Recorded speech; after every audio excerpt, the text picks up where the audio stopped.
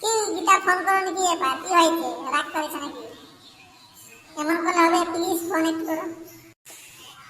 হ্যাঁ, আমি তোমাকে ভীষণ ভালোবাসি, কেন ফোন করোনি? একটু কল করো।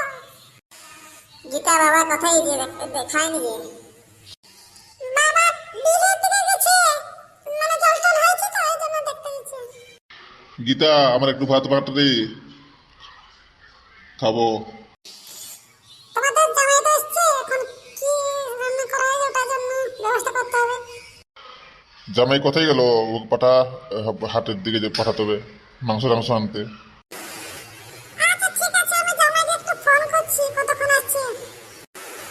আরে তোমার জামাই তো এলো, তখন হাটের দিকে যাবো নাকি? তাড়াতাড়ি করো আর কি,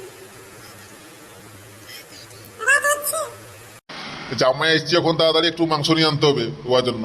বহুদিনে পরে এসছি তো।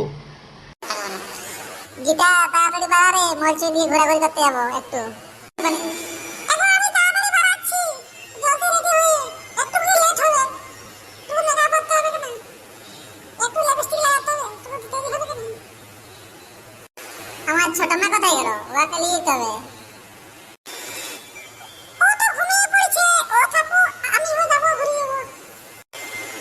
ঠিক আছে, তাহলে তো ঘুরিয়ে আসবো, এখন ঘুমাতে নেই, ঘুমাও।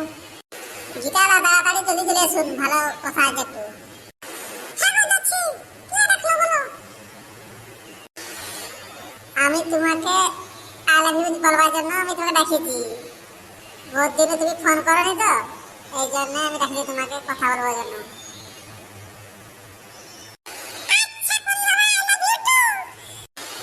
কোনি মা একটু পাপি দিব নি?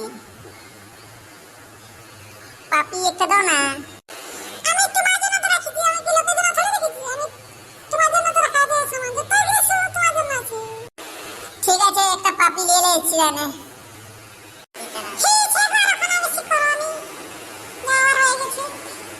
বাবা হাত আসলো নাকি? তাড়াতাড়ি চল, এখন রান্না টান্না করতে হবে।